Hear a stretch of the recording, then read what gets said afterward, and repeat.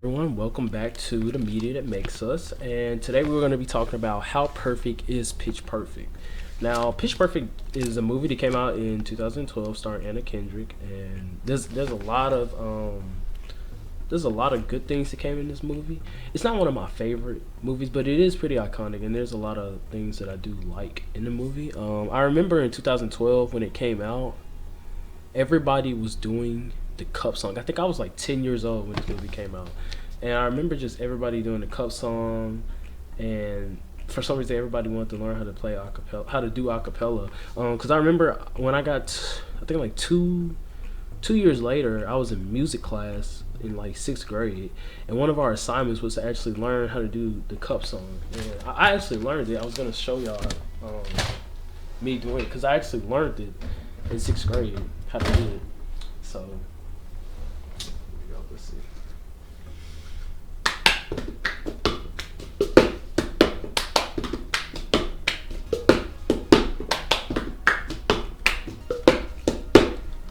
But yeah, so I learned that in like sixth grade. And ever since I learned that, everybody just had to do it. Everybody learned how to do it, and that just became something that so many people was obsessed with because she made a music video to it too, and of course it was in the movie. So we're gonna start off with the beginning. So in the beginning, the main character, the person Anna Kendrick plays, is Becca, and she it's a pretty good she looks about college student age. I mean, the school she's going to is the same school that her dad works for, so that was always like, and it's crazy because she wants to work in the music industry. She wants to be a studio producer. That's what she said she wanted to be. But she was going there. Her dad didn't want her to go to L.A. because I don't even think she really truly wanted to go to college. But the movie opens up with her coming and going to college, and so then that is when we get to the part where something that stood out to me significantly. Like, this was something that I didn't even know this was something people do, but it was some guys on the field, like the main field. In my college, we call it the drill field, but here, whatever their field is, they had guys with signs, like rating signs, like 1 through 10. That every time a girl walked by, they had the sign throwing it up, putting it up, seeing who had the best looks and everything. That was something that was so bizarre to me, but the movie actually starts with the a cappella group, the Bellas, and you have the senior.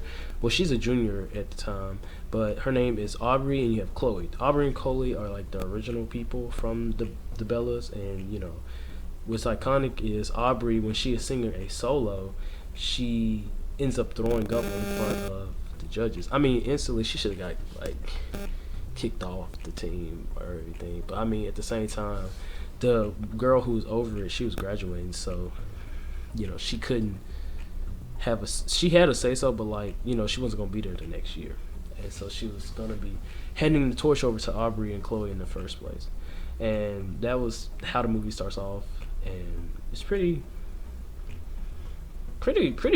funny start, honestly, but their song that they end up doing all the time, like, it's a pretty boring song that they perform, and for some reason Aubrey wanted to perform this song every single time. I never liked it. I mean, I liked it when I first heard it fully, but it gets annoying, it gets boring, and I'm pretty sure in the movie the people who have to sit there and watch it is bored out of their mind. But something that also stood out to me is the biggest groups when Jesse was getting shown around campus. It's funny because Benji was showing him and told him how the a cappella group, I think they call him the trombone. I'm trying to remember the name of the male group actually. Let me look at the male group. But they really just said that acapella was like the biggest group. Like, they're bigger than the frats, bigger than the sororities. Like, that's always strange to me because usually in college it's always gonna be the sports and the frats and sororities, but in this movie it's acapella groups. That was always funny to me. And so we also get to the point where it's like, if you're not doing acapella, then what are you doing with your life type thing, which they take it very serious. That's always funny to me too, that they took acapella completely serious. But that's also a one fun fact I wanted to talk about. So one of the main things that is very significant about Pitch Perfect is all of the songs they do, all of it is pure acapella. Like, it's serious acapella. And they actually made sure when they were hiring the cast that they were able to do acapella. They were able to sing and actually produce it. And that's one thing I admire about this movie. And I love the fact that they were able to do that. But we're going to skip straight into the shower scene. That's when Becca's actually being recruited, because she didn't really take it serious at first. She didn't really want to do it, but her dad told her that she needed to do something on campus. She needed to do something, and that was something that I think the shower scene it's definitely different, because what happened was Becca was in there to finish take a shower, and she was like singing a song, and she came up, Chloe came up and like just like, oh, I know this song, I want to hear you sing it. And she wasn't gonna leave until she sung it. So they actually started singing the song. It was a pretty good song. They had plenty of pop culture at that time songs that were being played and sung in this entire movie. So once she heard her, she told her to go to audition, and that's when she had to go and audition. So the audition song they used, which I really like, was "Since You've Been Gone" by Kelly Clarkson. Very iconic song in 2012 too, especially. I mean, people really love Kelly Clarkson, and they were definitely listening to that song. And the way they performed it reminded me of High School Musical. Like, I could see High School Musical in this a lot, actually. Like, especially with the audition. The audition just definitely seemed like High School Musical, Glee type style, and I really enjoyed watching people audition. And of course, Anna Kendrick, she came in late, Becca, and she had to perform the Cup song. That's what she decided to do, as her performance was the Cup song. So that was that got famous when she did that. Their induction. So once they all made it, the induction was really funny to me, because they treated it like they were like fraternities and sororities. Like, they had a whole pack that they had to do, the hoods over their heads, with bags over their heads, drinking the blood of the sisters, stuff like that. And then they went to an acapella party. Like, it's like a frat and sorority, but acapella, which we've already known. And it's just it's humorous to me. But they have a rift off, and I really like rift offs, because in this rift off they did some pretty good songs, especially with the 80s. I like their 80s pop culture reference when they did their rift off, which I loved watching it. It was amazing to see. So something that happened that I think is important is Fat Amy. She has the confidence of unlike anybody else in this entire movie. Like, and she says something whenever they were talking, which I'm gonna get back into later, how knowledgeable Fat Amy is, even though people act like she isn't, because she's like very loose, very happy all the time, and she's very much confident within herself. And I think everybody needs some Fat Amy confidence. That's what I like to say, because she's one of a kind. So another thing that's significant in this movie is Becca and Jesse. Jesse is with the all God group, the Troublemakers. I think that's what they call themselves. And they are like going against the Bellas. It's weird because Bumper, he's the lead guy. He's pretty mean, honestly. But Jesse, he can sing. I mean, everybody in this movie can sing, of course, but like Jesse was able to sing, and him and Becca actually worked for the radio station. And also Becca makes beats. That's something else that you got to make sure you remember. That she also makes a lot of beats, makes a lot of mixtapes, and her goal is to get those actually produced and get them out there. So the Troublemakers, win every year. Yeah, they literally win every single year. So at this point, the Bellas wanted to beat them, or at least make it to nationals, because they don't even make it to nationals because some always happens, some always slip up, and it's probably because of their song choice. If we're being honest, like her song choice was not it. They did the same song every time, and you can tell that's why they were losing, not because of anything else, but because they were just boring, honestly. But that's where Becca comes in and makes things better. Fat Amy comes in and makes things better. The only reason they even made it past regionals is because of Fat Amy, because she did something significant. She was wild and free, and it was something no one expected because they're used to them being boring. And I think another problem is Becca got some serious like issues. Like when I first watched this movie, I always thought Becca was like cool and she's like the star. But like the more you watch it nowadays, you're like, yeah, Becca was really mean towards a lot of people. She was that nonchalant, don't care about nothing type of girl and pushing everyone away type thing. And it got to the point where you could tell all she cared about was herself. But she eventually made friends, which I think she admits that she never really had friends, probably because she acted like she didn't care.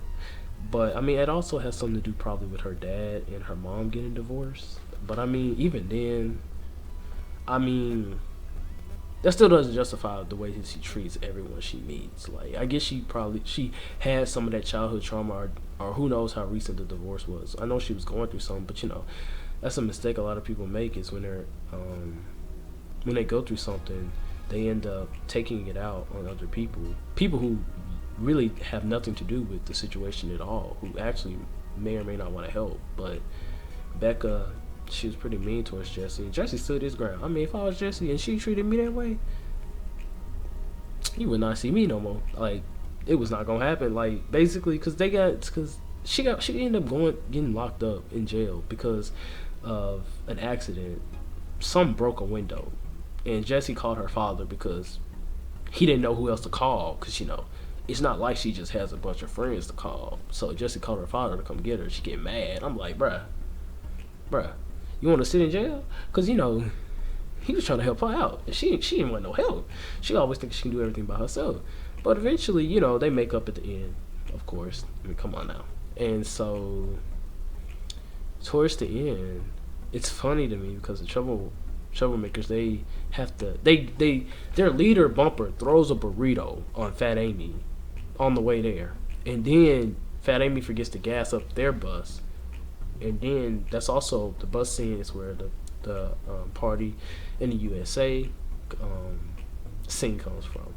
But they end up all taking the bus together to nationals, and I don't think it actually specifies in the movie at the end if they win nationals. I just know that they do really, really good at nationals. But as you know, Bumper leaves to go do some gig for this other famous musician, and just leaves his crew behind. Which, I mean, I always knew he was. He definitely did not. He seemed like a type of guy that would push everybody else over, but when it's his turn, he really ain't gonna be there. So I didn't even like Bumper at all. I didn't even like his singing, to be honest. I think Jesse should have been lead from the beginning because he had the best voice, and especially the way he was treating Benji. But no, it's just I really, really like the way that they have different types of people in college, different types of people in general. You got Aubrey, who's the very, very, very control freak. Like, she was different.